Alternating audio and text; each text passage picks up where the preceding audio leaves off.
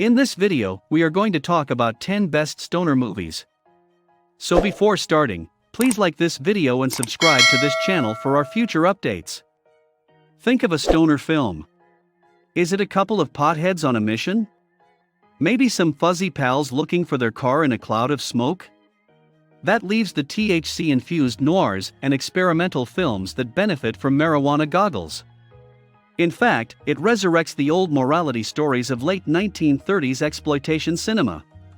Here are the 10 best stoner movies. So let's start. Number 10. The Trip, 1967. While marijuana is smoked in Roger Corman's The Trip, the eponymous voyage is courtesy to some large tabs of acid that a younger-than-ever Peter Fonda drops with a bearded Bruce Dern and Dennis Hopper at his hippiest and dippiest. The plot is thin. Fonda is a movie director who takes acid to deal with his wife's adultery. And it's all inside Fonda's journey, so don't expect much of a story. It doesn't matter. The film is a spectacle. The stunning imagery is claimed to be due to Corman and crew passing out before the shoot. It's no surprise that Roger Corman has built a career out of producing and directing some of Hollywood's most daring and bizarre films. Number 9. Cabin Boy, 1994. Marijuana spreads your attention span, so you might wonder what historical period Cabin Boy is situated in. Sure, it has a Manifest Destiny vibe, but why the limousines and 40 ounces? Then you're transported to a vast studio set with a wonderfully colored cyclorama. It's hard to keep track, but it doesn't matter when you're trapped in Chris Elliott's bizarre universe. Cabin Boy is a crazy romp full of rapid-fire jokes and visually stunning photography and production design, including some really interesting usage of miniatures. Tim Burton elected to direct Ed Wood instead, yet his fingerprints are all over this film. Cabin Boy is for you if you want to watch Russ Tamblyn as a shark or David Letterman selling sock puppets. Number 8. Inherent Vice, 2014. Being high and watching Inherent Vice is one of the coolest ideas ever. You want to laugh with Seth Rogen or Steve Martin when you're flying. Sometimes you need to be rocked. On the level of novelist Thomas Pynchon, Inherent Vice is that ultimate cinematic voyage. It's never clear what's going on, and it's never boring. Knowing that you're supposed to get thrown around by the story makes it less alarming. If you come out saying you have no questions helps. Every image is wonderful. Paul Thomas Anderson tests his films by balancing different tones and textures.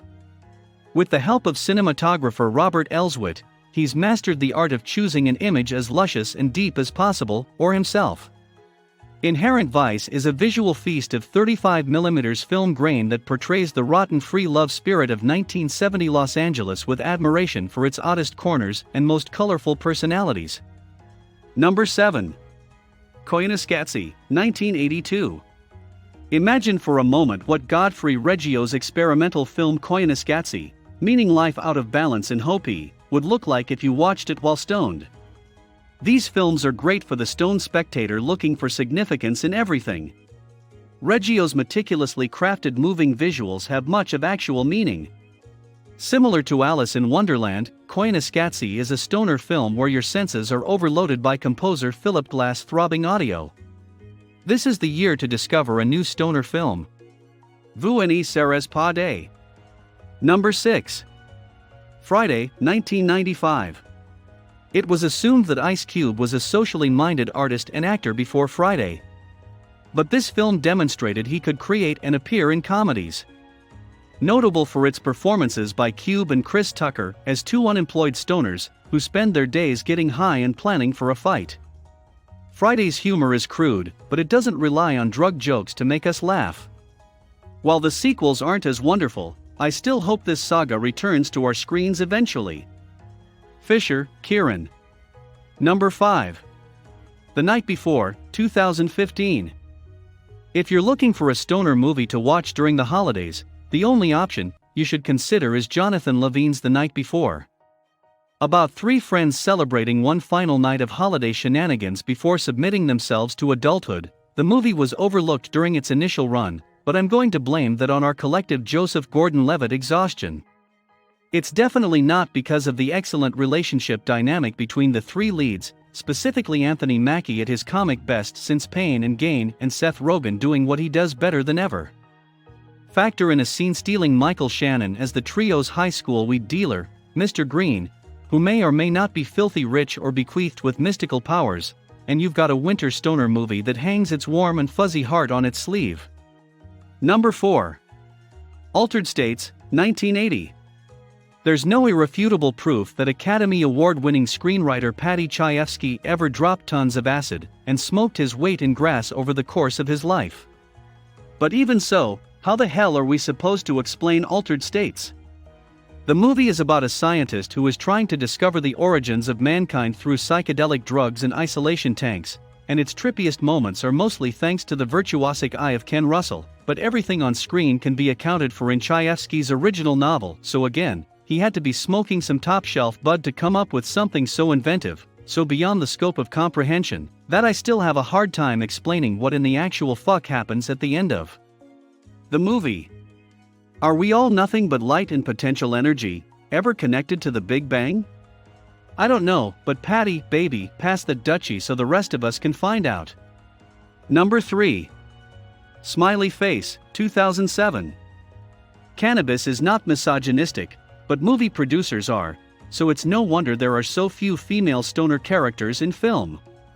But Greg Araki, best known for his influential work in queer cinema like The Doom Generation and Kaboom, gives us an absolutely delightful riff on the old-school stoner film with Anna Faris absolutely crushing every scene she's in. The movie is about an actress-cum-economist who accidentally ingests way too many THC cupcakes, and now must venture outdoors to come up with the dough to pay her electric bill and her weed dealer, and still make it to her big audition. It's as madcap as stoner comedies come. Filled with stellar cameos, baby-faced John Cho, nerdy John Krasinski, Rasta Adam Brody, and Sharpwit, Smiley Face's title says all you need to know about how this movie will make you feel, high or otherwise. Number 2. Under the Silver Lake, 2018. It's just a fact that if someone ingests way too much cannabis, you're going to get paranoid. It beats a hangover by a mile, but you still never want to smoke yourself into the place that Andrew Garfield has found himself in David Robert Mitchell's Under the Silver Lake. Sure, for Garfield's aimless wannabe detective, that paranoia is due more to potential mental illness than the potency of any THC, but the way he tries to string together clues to uncover what happened to a missing woman is not unlike how you know there's meaning behind David Lynch's Lost Highway. You've just gotta smoke the right type of weed to really see it, man. Number 1. Idle Hands, 1999. Idle Hands is the perfect blend of stoner and horror.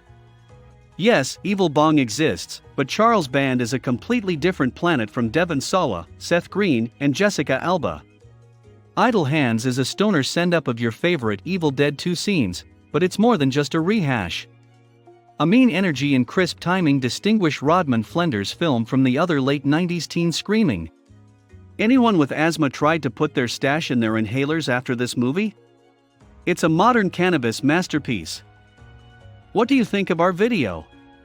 Let me know in the comments section below. If you enjoy this video and want to hear from me again, be sure to hit that subscribe button before you go. Thanks for watching. What's good, and thanks for watching this video on Top Movies. Once you subscribe to the page, type subscribed in the comments and we'll do our best to respond to all of you. See you on the next video.